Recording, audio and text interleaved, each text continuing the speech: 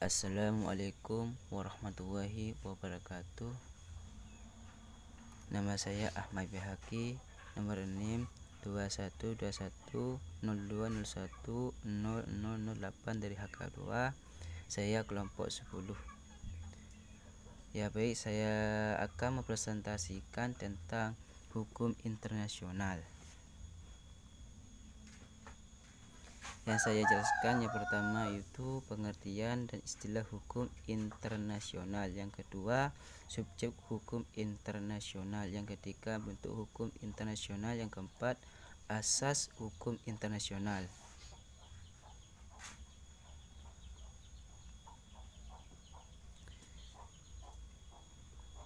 Langsung pengertian dan istilah hukum internasional. Dalam buku Hukum Internasional dan Hukum Islam tentang Sengketa dan Perdamaian, karya Profesor Dr. Andes Muhammad Asri SHMH dan Samuddin LCMA, disebutkan bahwa hukum internasional dapat dibagi menjadi dua bidang, yaitu hukum internasional publik dan hukum perdata internasional. Hukum perdata internasional adalah keseluruhan kaidah asas hukum yang mengatur hubungan keperdataan dan melintasi batas negara, atau hukum yang mengatur hubungan keperdataan antar subjek hukum masing-masing tunduk pada hukum perdata yang berlainan. Sementara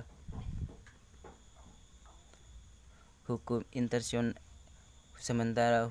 internasional publik adalah keseluruhan kaidah dan asas hukum yang mengatur hubungan atau persoalan yang melintasi batas negara yang bukan bersifat perdata.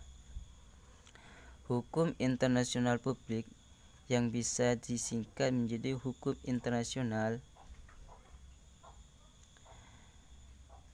didefinisikan oleh M.J. Stark sebagai keseluruhan hukum sebagai besar terdiri atas prinsip-prinsip kaidah kata perilaku yang mengikat dan ditaati negara-negara, dan hubungan di antara mereka meliputi a.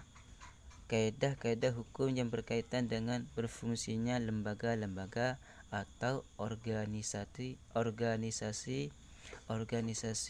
hubungan mereka satu sama lain, dan hubungan mereka dengan negara-negara yang individu-individu.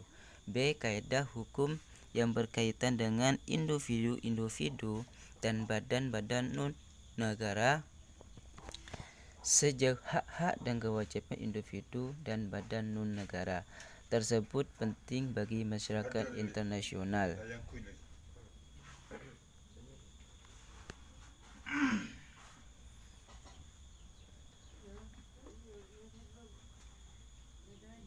Selanjutnya, hukum publik terdiri dari hukum tata negara.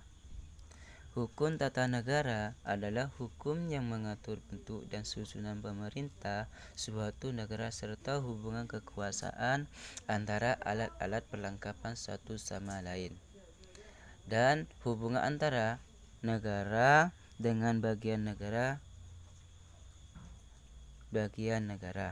Yang kedua, hukum administrasi negara. Hukum administrasi negara adalah hukum yang mengatur mengenai cara menjalankan dari kekuasaan alat-alat perlengkapan negara. 3. Hukum pidana. Hukum pidana adalah hukum yang mengatur perbuatan-perbuatan apa yang dilarang dan memberikan pidana kepada siapa yang melanggarnya, serta mengatur bagaimana cara mengajukan perkara ke muka pengadilan. Yang keempat, hukum internasional terdiri dari hukum perdata internasional dan hukum publik internasional. Hukum perdata internasional adalah hukum yang mengatur hubungan hukum antara warga negara suatu negara dengan warga negara warga negara di negara lain dalam hubungan internasional. Hukum publik internasional adalah hukum yang mengatur hubungan antara negara yang satu dengan negara-negara yang lain dalam hubungan internasional.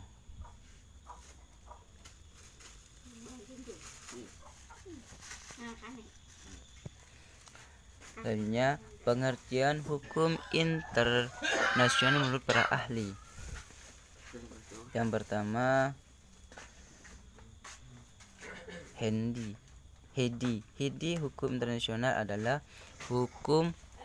sekumpulan hukum yang sebagai besar terdiri dari prinsip-prinsip dan peraturan-peraturan yang harus ditaati oleh negara. Untuk itu hukum internasional harus ditaati ketika negara-negara saling berhubungan. Selain itu, bukan hukum internasional yang mencakup organisasi internasional dan peraturan-peraturan hukum tertentu yang berkenaan dengan individu-individu dan subjek-subjek hukum bukan negara. 2. Andi Teribadang. Hukum internasional adalah bagian hukum yang mengatur aktivitas yang berskala internasional. Pada awalnya, hukum internasional hanya diartikan sebagai perilaku dan hubungan antar negara. Namun, dalam perkembangan pola hubungan internasional ini semakin kompleks, pengertian ini kemudian meluas sehingga hukum internasional. Yang ketiga, Mukhtar Kusumadja. Jurnal Hukum Dektum Volume 14 nomor 1 Juli 2016 67-75.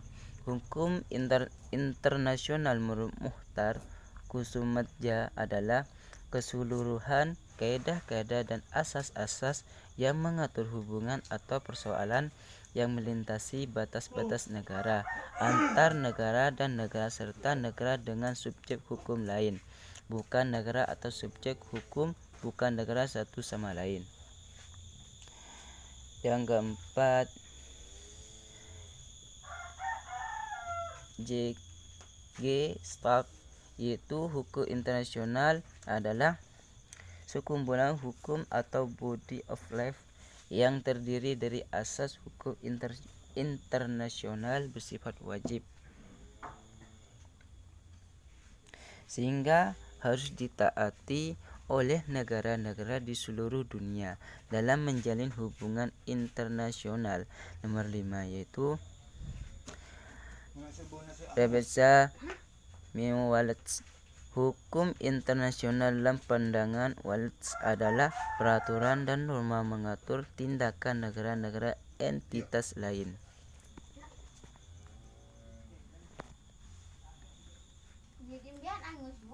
Selanjutnya, subjek hukum internasional.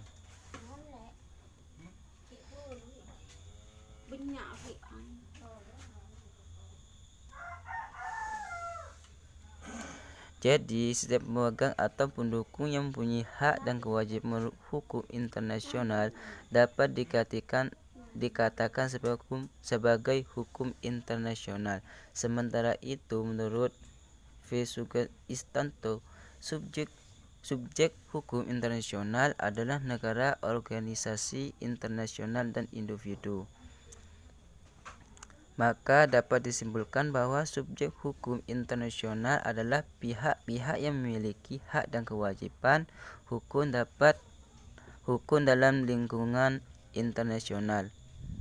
Ini beberapa subjek hukum internasional, yaitu 1. Negara.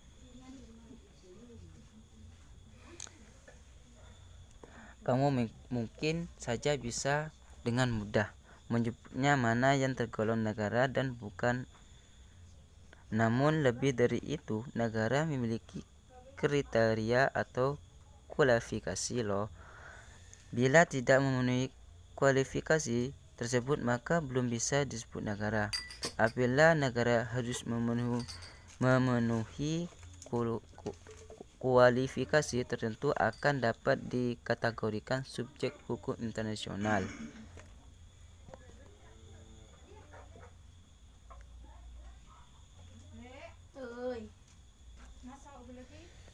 Yang kedua,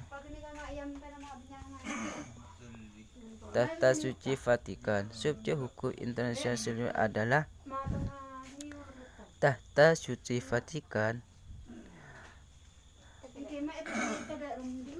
yang sering kamu dengar selama ini. Subjek hukum internasional berdasarkan Traktat Lateral yang disahkan pada 11 Februari 1929. Traktat tersebut ditandatangani oleh pemerintah Italia dan Tahta Suci Vatikan. Kamu mungkin bertanya-tanya, mengapa Vatikan bisa dikatakan subjek hukum internasional padahal bukan tergolong sebagai negara. Jadi meskipun bukan negara, Tahta Suci Vatikan mempunyai kedudukan yang sama dengan negara. Tahta Suci Vatikan memiliki perwakilan diplomatik di berbagai negara di dunia dan kedudukannya sejajar dengan wakil diplomat negara-negara lain.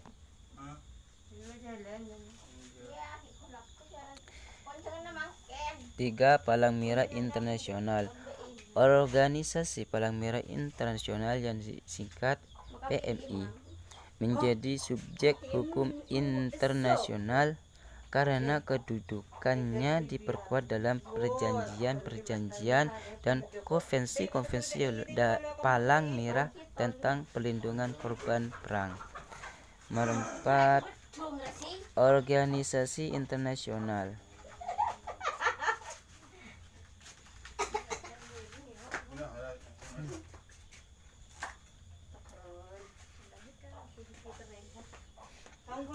Organisasi internasional pun menjadi subjek hukum internasional.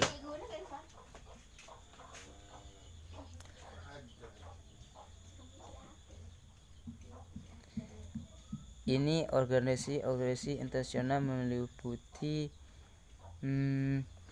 organisasi internasional yang memiliki keanggotaan secara global dengan maksud dan tujuan bersifat umum, misalnya PBB. Yang kedua, organisasi internasional yang memiliki keanggotaan global dengan maksud tujuan yang bersifat spesifik. Contohnya Bank Dunia.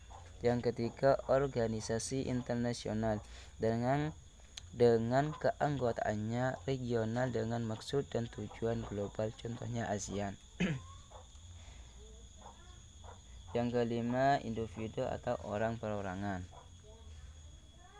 Setiap individu memiliki subjek hukum internasional apabila tindakannya memperoleh penilaian positif dan negatif dari masyarakat dunia. Jadi individu dapat dikatakan subjek hukum internasional apabila apa yang dilakukannya berdampak secara internasional. Individu sebagai sumber hukum internasional diperkuat dengan Deklarasi Universal tentang Hak Asasi Manusia pada 10 Desember 1948, diikuti beberapa konvensi hak asasi manusia di berbagai kawasan. Nomor 6, kelompok pemberontakan atau pihak bersengketa. Kelompok pemberontakan atau pihak yang sengketa awalnya muncul sebagai akibat dari masalah dalam suatu negara. Maka penyelesaiannya sepenuhnya urusan negara yang bersangkutan. Bila pemberontakan itu berkembang sebagai atau sampai meluas ke negara-negara lain, maka sekelompok tersebut dapat dikatakan sebagai subjek hukum internasional.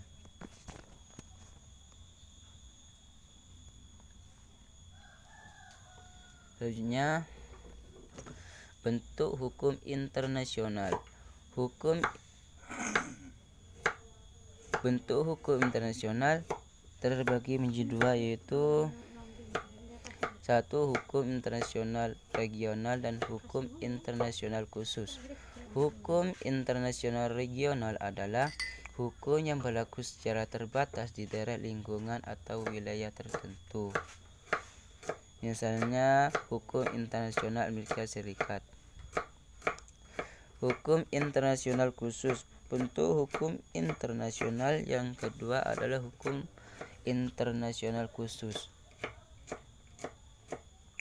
Hukum internasional tersebut terbentuk kaidah yang khusus berlaku untuk negara-negara tertentu. Contohnya, Konvensi Eropa mengenai hak asasi manusia dan sikat HAM.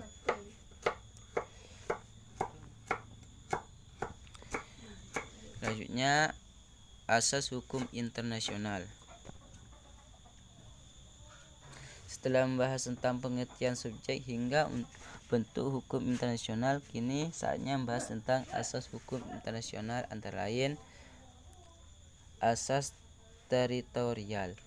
Asas teritorial adalah aturan atau hukum dibuat oleh negara dan berlaku untuk semua orang yang ada dalam negara tersebut.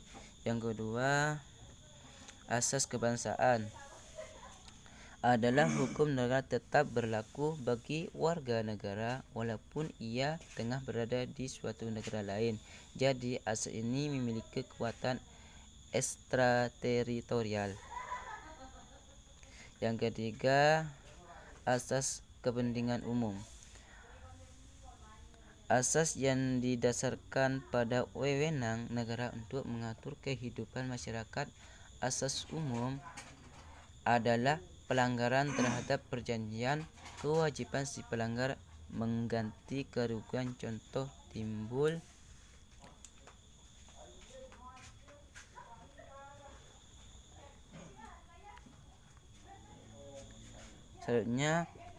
selanjutnya contoh-contoh asas yang dipakai dalam hukum internasional, yaitu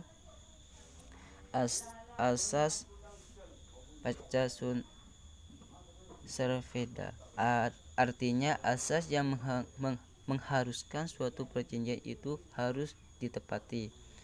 Asas ius coepes merupakan asas yang menyatakan bahwa perjanjian batal jika prosedur perbuatannya bertentangan dengan hukum internasional. Misalnya perjanjian untuk perbuatan senjata nuklir yang bertujuan untuk memusnahkan suatu negara. Selanjutnya, asas kebangsaan. Asas yang berlaku terhadap individu meski individu tersebut berada di luar negeri atau berada di negara lain. Terus, asas wilayah adalah asas yang berlaku apabila pelanggaran terjadi dalam suatu wilayah suatu negara. Asas ini tetap berlaku pelanggaran tersebut walaupun dilakukan oleh warga negara asing. Asas nebis in idem, yaitu asas yang menerangkan apabila suatu perkara internasional yang sudah diadili tidak boleh diadili untuk kedua kalinya. Asas inviolability dan immunity, yaitu asas kekebalan yang berupa kebal hukum dalam suatu negara.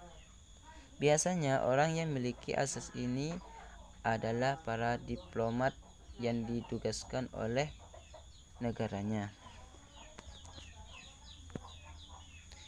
Demikian dari saya. Apabila ada kesalahan, saya minta maaf sebesar-besarnya. Assalamualaikum warahmatullahi wabarakatuh.